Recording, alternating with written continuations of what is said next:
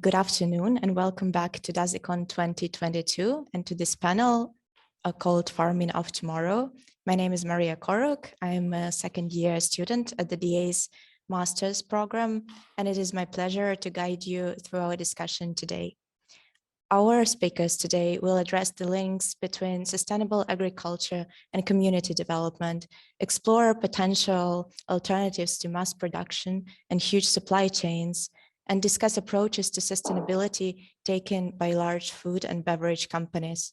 Throughout the panel, the underlying question is whether and how can innovation make food production more environmentally friendly.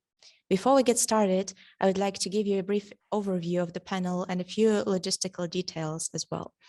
First of all, we are very happy to welcome three experts as our speakers today, Mr. Tsuamba Bourgou, Magister Philipp Loidolt-Shen, and Ms. Marianne Neumüller-Klapper. We will start off with the speakers' presentations, which we ask the speakers to keep rather short, about 7 minutes, so that we can address more questions from the audience in the Q&A session, which will follow the presentations. We hope that the discussion we will have today will provide a thought-provoking introduction into the future-oriented agriculture, both its promises and challenges. And I would just to remind the audience that you can and are encouraged to participate in the discussion by posing questions.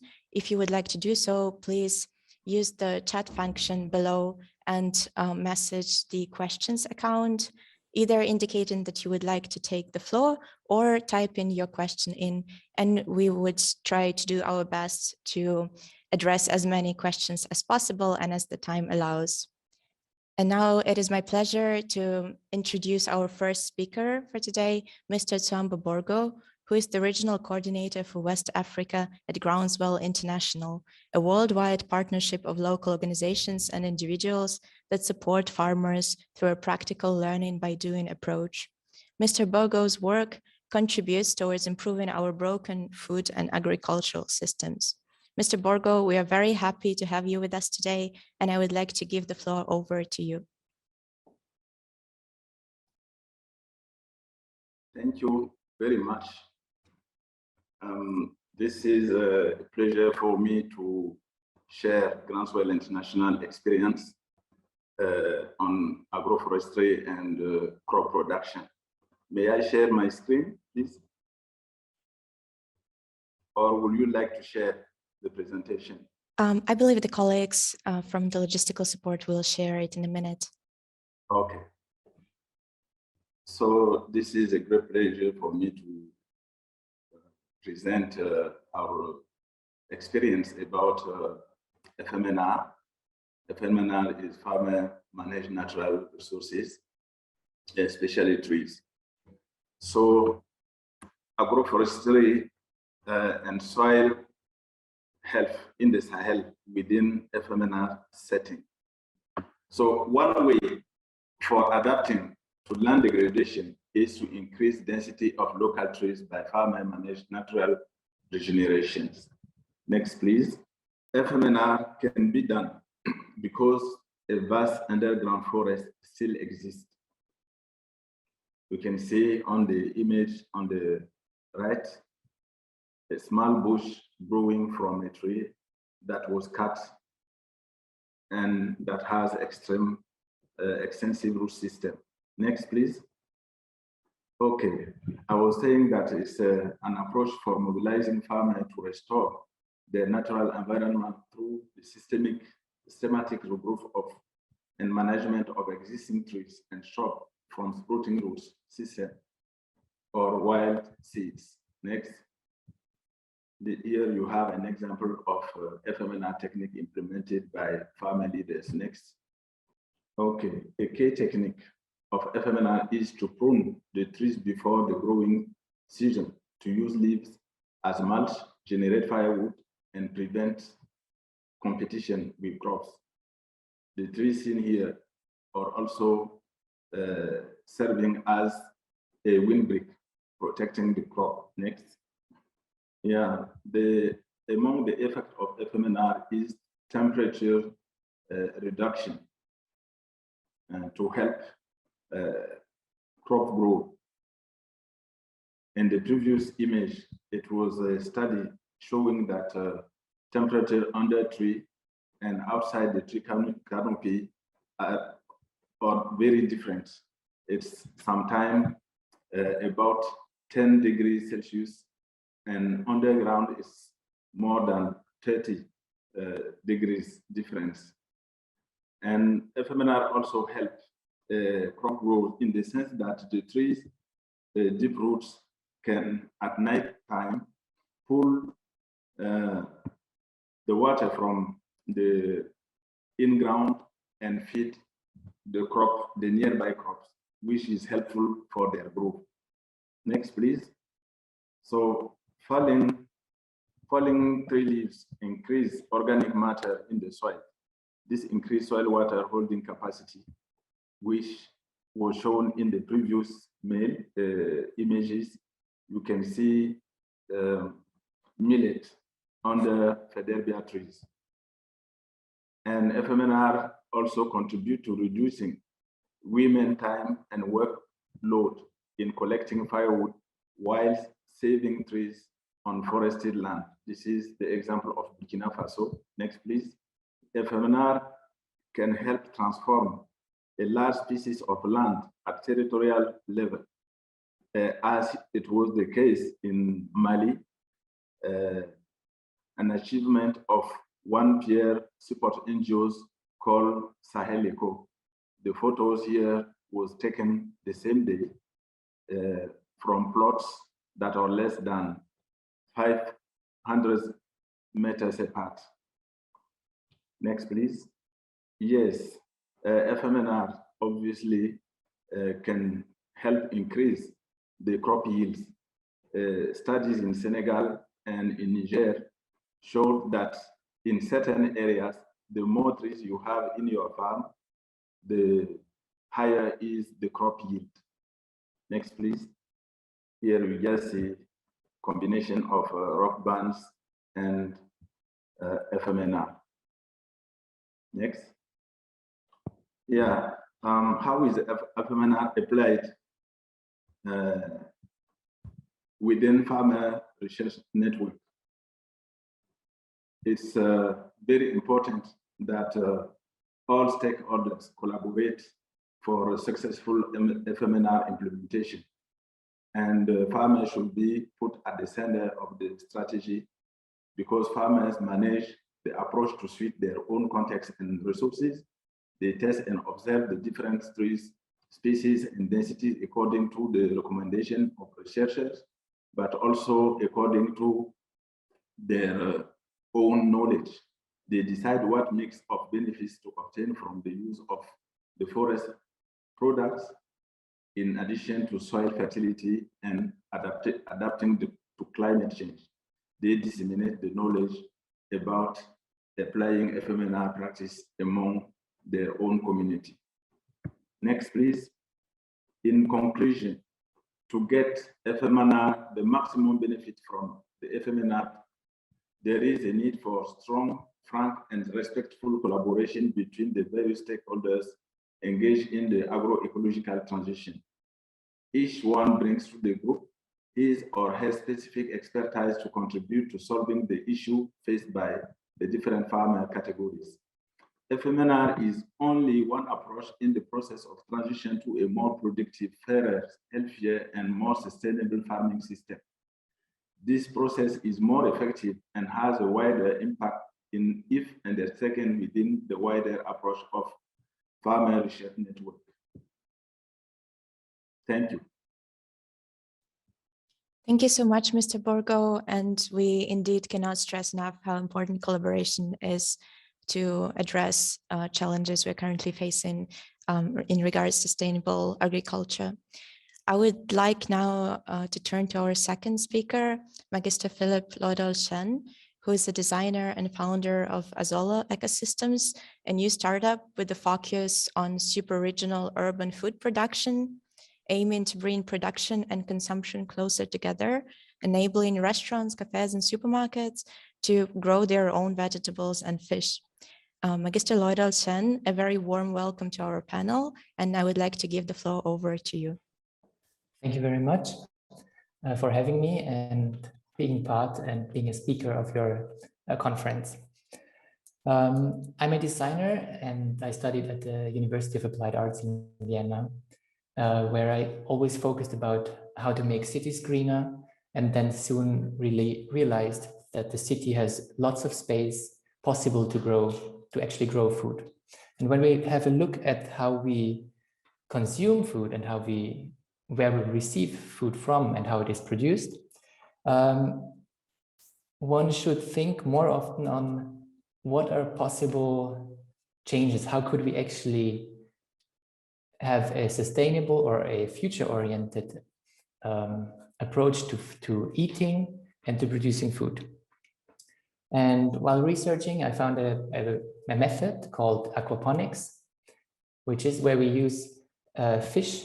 We feed the fish, and the waste material from the fish is being turned into nutrients that can then be used to grow vegetables, herbs, and fruits. And having made and designed some prototypes and tested them, I found that actually by reducing it to its smallest size, the smallest size possible, which is about 2 cubic meters of water and lots of space in the wall, we can place this and put it in basically any infrastructure that's already existing. But we can still produce several hundreds of kilos of fish every 3 months and several hundreds of heads of salad and herbs. So the approach now, how this innovation or the new application within supermarkets and within gastronomy can change our entire food system is we produce the food that we consume, or large quantities of the food that we consume, right where we will need it. People will get a closer relationship to the food. They know, oh, that's a fish, and I know there is no antibiotics in it, and they know it's fed well and it's contributing. The water is recycling as often as possible without any meaningful waste. And of course, everything we grow and harvest will only be killed and harvested when it's required. So that way we can cut down on overproduction or overfishing of the oceans or overproducing and degrading our soils and fields. Yes, so I'm founding my own company now and working on different projects, from small-scale private projects to just have some revenue income, but also to set up a prototype within an actual restaurant in Vienna, which should come in the next months.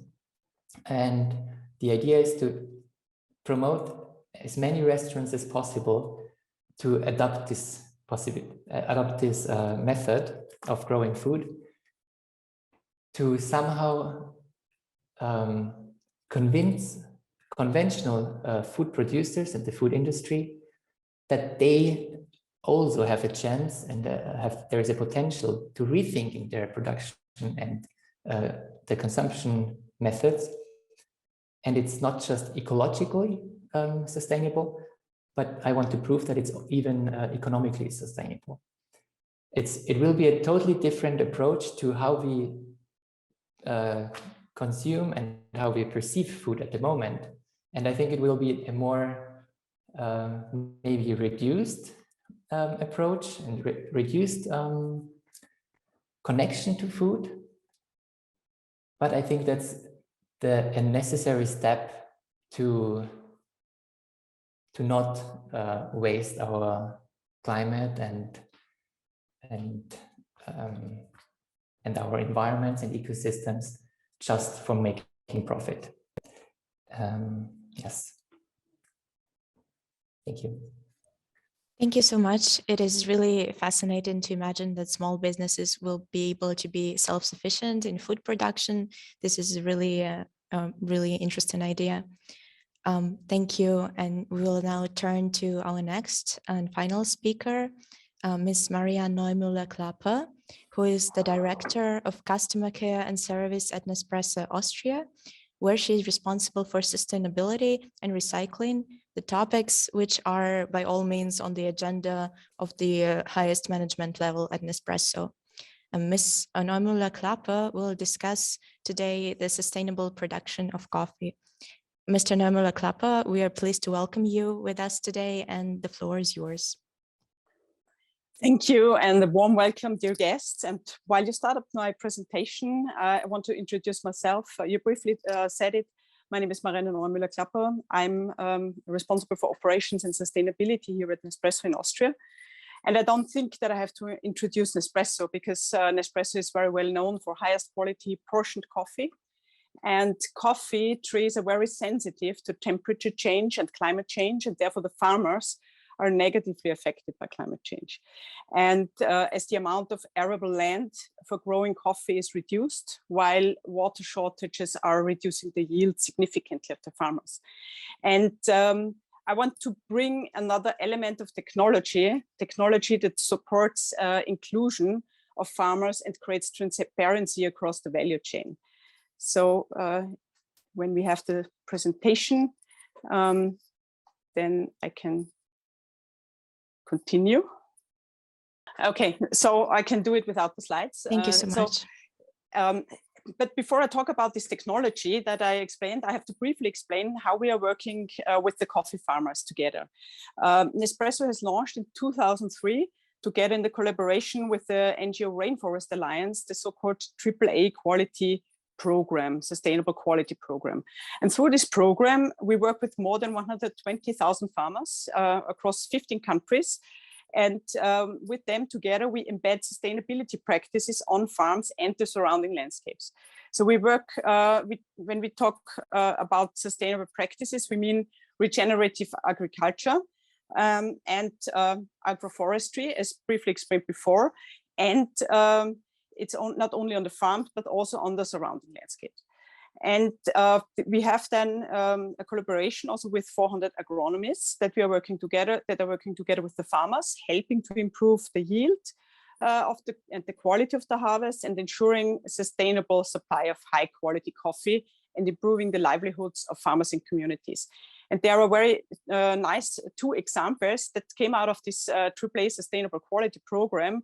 The first one is the Farmer Future Initiative, a pension program for farmers in Colombia and Indonesia that was developed together with Fairtrade USA, because this gives also then the next generation of farmer a future, because they see, okay, I can survive I get a living income out of my farm, and I can survive, and I have then also a pension then after a long life of hard work. And the second is the Reviving Origins program that is supported by TechnoSurf with already 10,000 farmers participating. So what does it mean, Reviving Origins program? It was announced back in May 2019, and it aims to revive high quality coffee production in challenged regions across the world. So we aim for a long-term partnership, and we establish these partnerships with the farmers and the communities to rebuild sustainable coffee production that was impacted by adversities such as conflict, economic or environmental disaster. And this successful program has so far invested in regions across Colombia, Zimbabwe, Uganda, and now also in the Democratic Republic of the Congo. And if you know the Congo, back in the 90s, coffee was Congo's second most export product. But due to the internal conflict and economic instability, the coffee production was decreased significantly. And coffee growing is not important for this country anymore, but it could be. And we could give many people a living income, or they can have work and they can produce coffee and they can earn money out of it. And the Nespresso coffee that is grown is at the AMKA cooperative.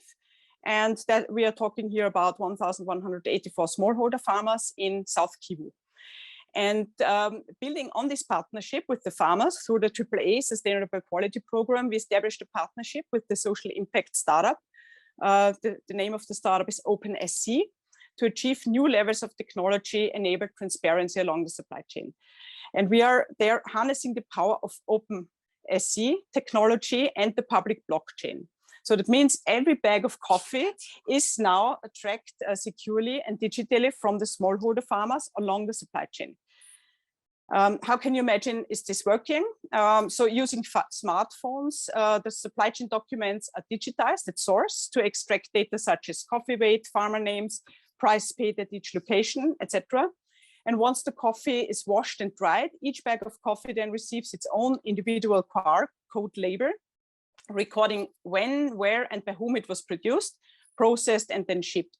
And the blockchain technology is used to immediately create a tamper-proof record of the data at each step of the process.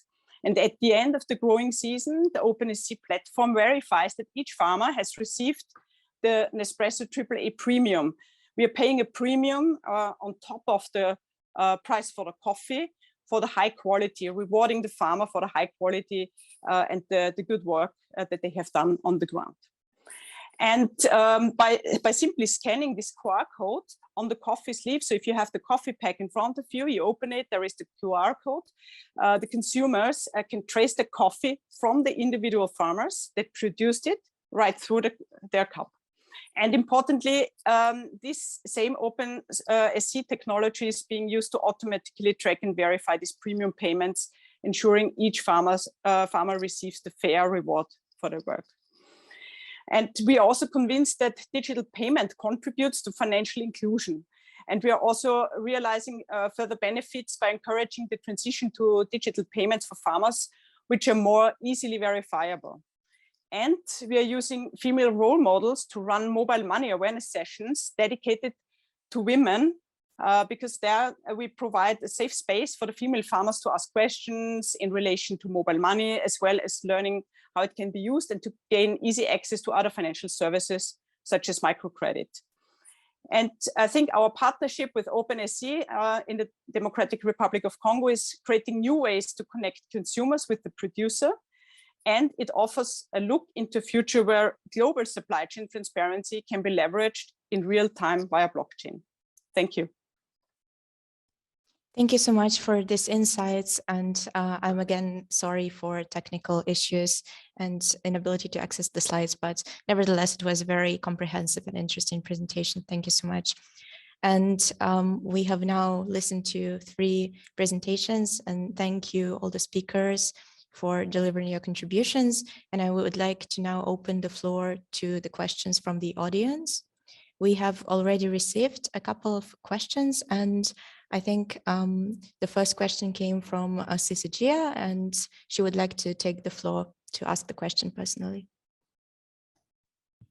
Yeah, thank you, Maria. My questions are for Mr. Bourgou. First of all, thank you so much for introducing us to the concept of FMRN. The first question is in regards to the promotion of FMRN. How do we make sure of effective knowledge sharing and learning to improve the farmer's ability to adaptation to the new methods? And the second one is in regards to the execution part of the FMRN. In the process of bringing different stakeholders together, as it was mentioned briefly in your PowerPoint, that this process requires collaboration between the traditional authorities, the administrative local government authorities, researchers, institutions, technical services and stuff.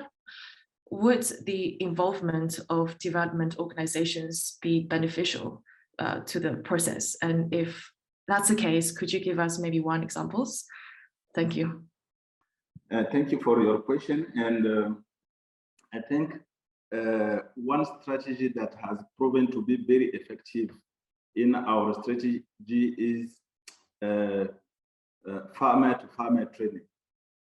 Once you test an innovation and that proves to be effective, then you can support farmers train their peers. In our case, we used to ask villages to send some farmer willing to get the training and support their peers. So you can have, if, for instance, you have 10 villages, maybe each village can send 10 people, so it makes 100, and those 100 can be trained. And once they're back home, they will also train their neighbors that are interested in the innovation. So in cascading training, you can reach rapidly a high number of people and cover large-scale territories. And concerning the other stakeholders on FRN is a farmer research network. It means various stakeholders connect to farmers, identify their needs, and collaborate with those farmers to bring solutions to the issue the farmer brings. So the farmer themselves have their own knowledge, local knowledge, their experience, their wills, and the other stakeholders bring their experience and their knowledge. For instance, researchers comes with the scientific knowledge that can explain the local knowledge and findings. So the local authorities, they are in charge of management of natural resources and especially land. And local authorities also have the same roles, but within the traditional rules. So each of these authorities come with their strength, meaning regulation or scientific knowledge, and to complement the knowledge of the farmer on the FMNR aspect. So that also help scale out and up the technology. Thank you so much, Mr. Bourgou. Thank you so much for the question, and thank you, Mr. Bourgou, for your reply. We will now turn to the next question from Alexander Panhofer. Alexander, would you like to take the floor? Yes, thank you, Maria. I would have a question to Ms. Neumüller-Klapper. I think in the end, we all want that products are environmentally friendly and workers are fairly paid. What do you think, what powers do you think consumers have in this respect, and to what extent is it the responsibility of the state to regulate it accordingly and provide for sufficient supply chain laws?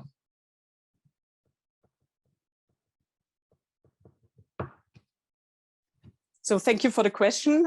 So I think it's very important that farmers are paid fairly and that they can have a living income out of the work that they are doing. I think that's very important. I think it's more the companies that helping them to create also transparency towards the consumers, because the consumer has every day a choice. When you're in the supermarket, you can decide if you buy a bag of coffee for 10 euros, or which is, I think everybody can imagine that this is too cheap to pay all the participants and all the contributors in the value chain. And we know that always in the last one, or at the end, it's the first one, the farmer doesn't get the most out of it. Yeah? So I think we have to ensure that the consumers know what it means to produce a product. And when it comes to coffee, it's not growing in our region. So it's always transported from the southern countries across the equator. And then, yeah, it means you have transport and you have a lot of steps in the value chain. And I think the producers, they have to explain to the consumer what is behind the product. And yeah, at the end, the consumer at the shelf in the supermarket is deciding if he's just hunting for special offers and sale, or if he really wants to buy a product that is sustainable and fairly, where the farmer that is doing most of the work is fairly paid. Yeah, and when it comes to governmental regulations, I'm personally not a fan of regulating too much. I think we should, the state should provide some transparency. What is the impact of the product? And yeah, that should be enough. And that, I think that the consumers are well educated and that they should take a conscious decision at the shelf. Thank you. Welcome. Thank you so much, Alexander, for the question. And thank you for the answer again. And we will turn to the next question from Iris Nadia Meshko. Iris, the floor is yours. Hello, so thank you for the interesting contributions, first of all. I would have a question to Mr. Loidolt-Shen regarding the concept of agroponics. Growing plants without soil inside buildings is very innovative indeed, and bringing it into cities will change much as no soil is needed, what is very effective if you think about the space, for example, that is needed. And my question would be, how much of the products a restaurant, for example, can replace by doing agroponics? How realistic is it that agroponics can replace the full supply of products at a restaurant that it needs, like, for example, vegetables? Can it replace all the vegetables needed? Because it's hard to know exactly what the consumption is, and meeting the demand is very hard. Yeah, so that's for sure one-sided question. How much space does the restaurant offer? What do they have? If they want to give away the space that they normally use for a table, that's fine. Then they can produce about 300 kilos of fish every 3 to 4 months. So that's depending. If it's a fish restaurant, it won't be enough. But if it's a regular restaurant that also has fish, it might be sufficient. Regarding vegetables, I could say if they grow herbs that they need for seasoning or that they need in a cocktail bar also for mixing and decoration, there would be an unlimited stream of herbs, as they only cut parts of the herbs and the rest will regrow. But it also depends on the space. Like, I would use the vertical, the wall space. Therefore, the nutrients are sufficient with 1 cubic meter of water, the nutrients are sufficient for 30 square meters of growing surface. So that's quite several hundreds of heads of salad if you want to have salad. And I think that it will be more a add-on, and I have an idea that I want to have or later in my life, I want to have a fish and chips shop entirely run by own produced fish and own produced potatoes and stuff. And I'm sure that this will work. But I think at the beginning, it's mainly to just substitute it, to show that local or even in-house production is valuable, and also in amounts. It makes sense. So it's at the beginning probably more an educational way of, or a try to change the way of thinking of consumers and also of producers. And that's why I also said, if 100 restaurants do it, then it is significant. If only one does it, then it's probably just a marketing greenwashing or something. But imagine 100 restaurants producing each 300 kilos of fish. That's almost already like 1% of the entire fish production of Austria, because Austria does not produce much. But yeah, so it's definitely still the amount of applications. So the scale is important, but by using small scale systems deployed right where it is needed, everything that's produced is really consumed. So we don't have, on the one hand, we don't have supply chains. We don't have to ship anything on the waste, all the waste that occurs.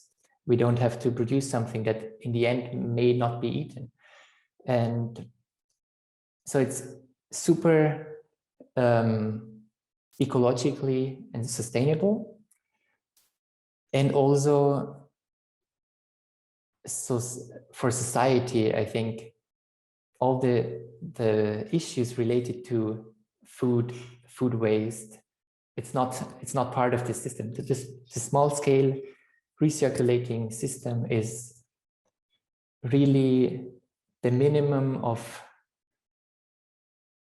unnecessary waste and energy, because everything keeps on recycling and reusing and being consumed. And yeah, so it will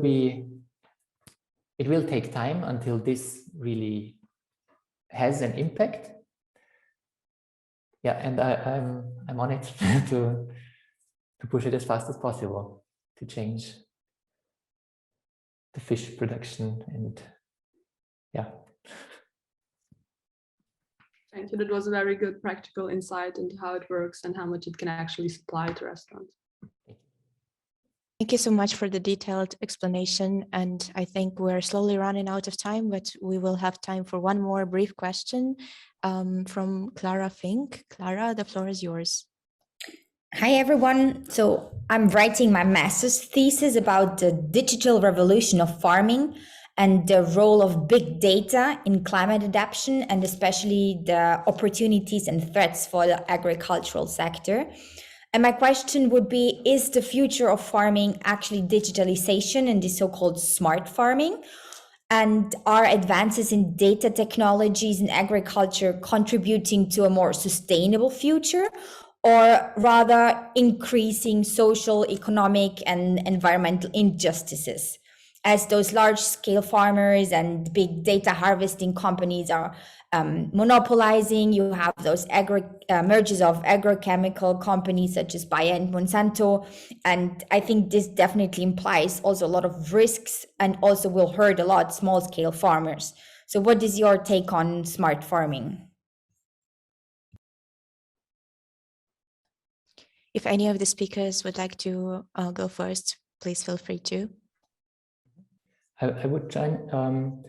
So in my example, in my food production methods, it's a question that I ask myself quite often, because on the one hand, this system is really low tech. The only thing is that I need is an air pump and another pump, so electricity and a few small things, and then I can use like little measurement solutions, like in an aquarium, to measure the values of the water.